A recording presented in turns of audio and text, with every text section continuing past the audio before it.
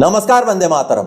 दोस्तों, स्वागत है आप सबका सैनिक पाठशाला में। आज के वीडियो के महत्वपूर्ण जानकारियों को लेकर आया हूं। दोस्तों, जैसे ही सरकार ने 8वें पे कमीशन की घोषणा कर दी, अब सरकार की तरफ से लेटर निकलने शुरू हो गए हैं। जी हां दोस्तों, बिगुल बज चुका है, सरकार एक्शन में आ चुकी है। 8वां पे कमीशन बिठाने को लेकर के लेटर क्या निकला है, पॉइंट्स मांगे गए हैं। अब आपको भी कमर कसना पड़ेगा। एक एक पेंशनर को, एक एक एम्प्लॉय को अब एक योद्धा की तरह सामने आना पड़ेगा, मुखर होना पड़ेगा, ताकि 8वें पे कमीशन में कोई विसंगति ना रहे। जी हां, सरकार ने पॉइंट्स मांगे हैं तो जायज पॉइंट्स सरकार को देने पड़ेंगे, ताकि 8वां पे कमीशन अच्छा खासा हमें मिल सके। जी हां दोस्तों, इसके बारे में आगे बात करेंगे और साथ ही साथ ओआरओपी में कैसे जेसीओ का पेंशन में गड़बड़ी हुआ है वो आगे आपको मैं टेबल के साथ समझाऊंगा दोस्तों, खास करके जेसीओ का पेंशन में ऐसा क्यों हुआ। और साथ ही अगर आपको रिकॉर्ड ऑफिस बोले, पीसीडीए बोले, आपने कोई एरियर का मांग किया, अगर वो बोले कि आपको भुगतान कर दिया गया है, लेकिन फिर भी आप इंश्योर जरूर करें। आगे लेटर दिखा के इस मसले को भी समझाऊंगा। और दोस्तों, मांग हुई है कि हमारा जो डीएडीआर की बढ़ोतरी हर 6 महीने में होती है, उसको 3 महीने में किया जाए और इसको अगला बजट में ही लागू किया जाए। बेहद महत्वपूर्ण मांग है। अगर इस मांग को कंसिडर किया जाए तो किस तरीके से फायदा होगा, ये एक रिपोर्ट के जरिए आगे आपको समझाऊंगा। तो चलिए इन्हीं विषयों को लेकर आगे बढ़ेंगे। आगे बढ़ने से पहले हमेशा की तरह मेरा आप सबसे आग्रह है, अगर सैनिक पाठशाला चैनल का वीडियो आप पहली बार देख रहे हैं या अभी तक चैनल को सब्सक्राइब नहीं किया है, तो चैनल के साथ जुड़े रहने के लिए, इसका हिस्सा बने रहने के लिए और आप सबसे, हम सबसे जुड़ी हुई भरोसेमंद जानकारियों को पाते रहने के लिए चैनल को सब्सक्राइब जरूर करें। चलिए दोस्तों, आगे बढ़ते हैं। सबसे पहली जानकारी, ऐसा भी होता है, पहले कहा एरियर दे दिया, अब पता चला एरियर क्रेडिट ही नहीं हुआ है। जी हां, बहुत सारे पेंशनर के साथ ये भी होता है कि आप अगर किसी चीज का एरियर की मांग करते हैं, चाहे 568 सर्कुलर का हो, चाहे 631 सर्कुलर का हो, चाहे 7 सीपीसी का हो, किसी भी चीज का जब एरियर का मांग करते हैं तो आपको अगर जवाब आ जाता है कि आपको एरियर दे दिया गया है, फिर भी आपने चेक करना है। कैसे करना है आगे मैं लेटर दिखा के समझाऊंगा, क्योंकि ऐसा भी हो सकता है। चलिए देखते हैं। दोस्तों, रिकॉर्ड ऑफिस का ये जो लेटर देख पा रहे हैं, अभी दिसंबर 2024 का लेटर है। इस लेटर का मैटर आप अगर समझेंगे तो देखिए कितना महत्वपूर्ण मैटर है, आपको पता चलेगा। देखिए, पेंशनर को ये जवाब दिया गया है और पेंशनर ने जब बार बार सीपी ग्राम्स में ग्रीवेंस डाला, तब जाके पेंशनर को ये जवाब दिया रिकॉर्ड ऑफिस ने। ये देखिए, पेंशनर को एड्रेस किया गया लेटर है और पेंशनर को रिकॉर्ड ऑफिस ने क्या कहा है ये यहाँ पर समझिए दोस्तों। अब देखिए दोस्तों, पेंशनर का कहना था कि मुझे लिव इनकेसमेंट का पूरा पैसा आपने नहीं दिया। मेरा टोटल 207 दिन का लिव इनकेसमेंट था, जिसका टोटल पैसा आपने मुझे नहीं दिया, कम पैसा दिया। तो जिसका छानबीन करते हुए रिकॉर्ड ऑफिस द्वारा पेंशनर को यह जवाब दिया जाता है। जवाब क्या दिया जाता है, देखिए, an amount of ₹13,141 has already been credited to your bank account in the month of March 2021। यानी कि रिकॉर्ड ऑफिस का कहना है कि आपका पूरा छानबीन करने के बाद जो भी बचा हुआ आपका लिव इनकेसमेंट का पैसा है, जो कि 13,141 रुपए है, वो हमने आपका खाते में जमा कर दिया, आपका बैंक अकाउंट में क्रेडिट कर दिया मार्च 2021 में। अब ट्विस्ट दूसरा है। अब ट्विस्ट क्या है, अगला एक लेटर जारी हुआ है। ये लेटर आपने देखा, ये लेटर है 3 दिसंबर 2024 का। अब अगले लेटर में दिखाता हूं कि अब रिकॉर्ड ऑफिस क्या बोलता है, क्योंकि पेंशनर को जागरूक होना जरूरी है दोस्तों। चलिए दूसरा लेटर देखते हैं। अब जब दोबारा पेंशनर ने ग्रीवेंस डाला, ये देखिए, उसके बाद ये रिप्लाई जो है रिकॉर्ड ऑफिस की तरफ से पीएओआर को गया है। पीएओआर को क्या लिखा गया है रिकॉर्ड ऑफिस की तरफ से, देखिए यहाँ पर सबसे पहले तो पेंशनर का ग्रीवेंस का जो है, सीपी ग्राम्स का ग्रीवेंस का रेफरेंस है, उसमें 2 नंबर पैराग्राफ में आप देखिए, it has been represented by the above named veteran that a sum of ₹13,141 regarding encashment final arrear was showing in tender memo up to the month of February 2021 and the said amount has not been credited to veterans bank account till date। यानी कि दोस्तों, उनको arrear दिख तो रहा था लेकिन उनके अकाउंट में क्रेडिट नहीं हुआ। ये चीज जब पेंशनर ने बताया तो अब पीएओआर को रिकॉर्ड ऑफिस भी लिख रहा है कि पेंशनर के खाते में ये पैसा जमा नहीं हुआ है। आगे बोला गया है, इन view of the above you are requested to review IRLA in respect of above named veteran and credit the entitled amount directly to his bank account at the earliest under intimation to this office।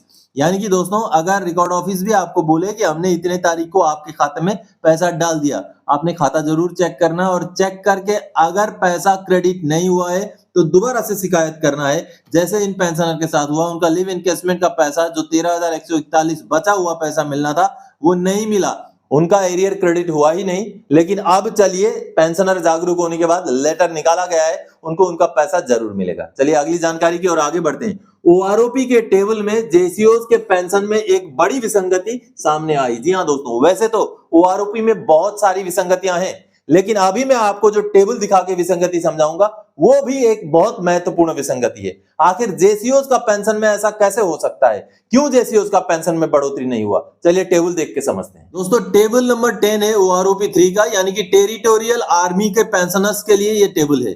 आगे देखिए, सिपाही, honorary नायक, नायक, हवलदार, इस तरीके से rank है। यहाँ कोई x Y group नहीं है, क्योंकि टेरिटोरियल आर्मी में वाई ग्रुप के बराबर ही उनका पेमेंट या पेंशन होता है। तो चलिए अब मैं दिखाता हूं कि इस टेबल में खास क्या है। अब इस टेबल में सबसे पहला सिपाही का कॉलम हम देखेंगे। सिपाही का कॉलम 17 साल लेंथ ऑफ सर्विस वाले सिपाही का देखिए 20,039 रुपए, जबकि टेबल नंबर 7 में वाई ग्रुप का जो पेंशन है वो है 20,463।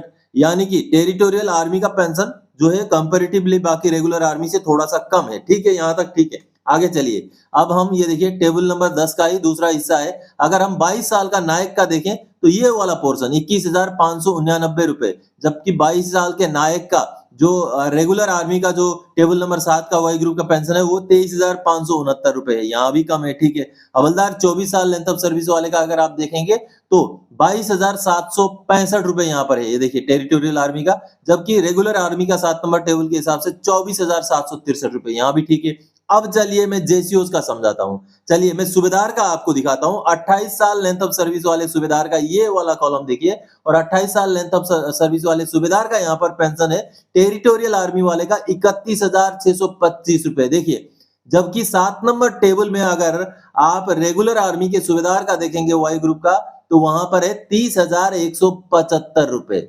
ये पेंशन कैसे ज्यादा हो गया? आगे 30 साल वाला भी आप देखेंगे तो 31,625 है, और रेगुलर आर्मी का जो टेबल है 7 नंबर टेबल के हिसाब से वो 31,500 है, यहाँ पर भी ज्यादा है। तो जेसीओज के पेंशन में टेबल नंबर 7 में इतनी बड़ी विसंगति कैसे हुई? टेरिटोरियल आर्मी के जेसीओज का पेंशन बढ़ गया, लेकिन रेगुलर आर्मी के जेसीओज का पेंशन नहीं बढ़ा। दोस्तों इसमें बहुत बड़ा रीजन 7वां पे कमीशन भी है, क्योंकि 7वां पे कमीशन लागू होने के बाद जितने जेसीओ रिटायर हुए हैं उनका पेंशन ड्रास्टिकली बहुत ज्यादा मात्रा में कम हो गया, जिस वजह से 2018 में 2023 में जो एवरेज पेंशन निकाला गया वो कम निकला, जो कि ओआरओपी 1 से भी कम के रेशियो में निकला, जिस वजह से जेसीओ को नुकसान हुआ है। तो इस लिहाज से भी 8वां पे कमीशन में जस्टिफाइड पॉइंट उठाने जरूरी है दोस्तों, क्योंकि 8वां पे कमीशन ही हमारा ओआरओपी 4 को तय करेगा। ये बहुत महत्वपूर्ण चीज है। चलिए अगली जानकारी की ओर आगे बढ़ते हैं। 8 सीपीसी लागू करने के लिए भारत सरकार एक्शन मूड में, मांग लिए गए हैं पॉइंट्स। जी हां दोस्तों, भारत सरकार अब एक्शन मूड में आ गई है।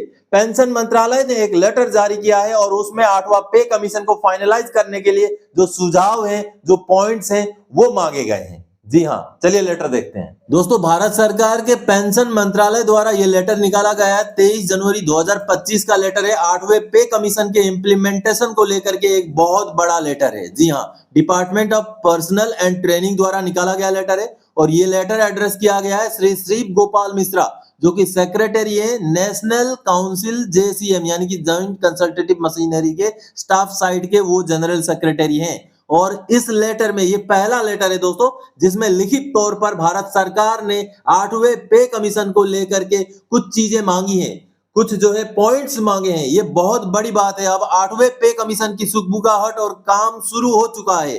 पेंशन मंत्रालय ने क्या मांगा है, यहां पर आप देखिए स्टाफ साइड से क्या मांगा गया है। यहां लिखा गया है, as you are aware it has been decided to set up 8 central pay commission, the terms of references TOR of the 8 central pay commission are now to be finalized। यानी कि आपको जैसे कि पता है कि 8वां पे कमीशन अभी आगे बैठने जा रहा है, यानी कि 8वें पे कमीशन को अब जो है सेटअप किया जा रहा है, आगे बिठाया जा रहा है। तो जो टर्म्स ऑफ एंगेजमेंट होंगे 8वें पे कमीशन के, उनको अभी फाइनलाइज किया जाना है, उनको अभी बिल्कुल तय किया जाना है। इसके लिए it is therefore requested that suggestions of the staff side is in this regard may please be sent to the undersigned at the earliest। इसलिए स्टाफ साइड की तरफ से, आपकी तरफ से कोई सजेशन हो, कोई सुझाव हो तो जल्दी से जल्दी भेजें। किनको भेजें? ये जो नीचे सिग्नेचर करने वाले जो अधिकारी हैं उनको जल्दी से जल्दी भेजें। यानी कि दोस्तों सरकार ने बिगुल बजा दिया है।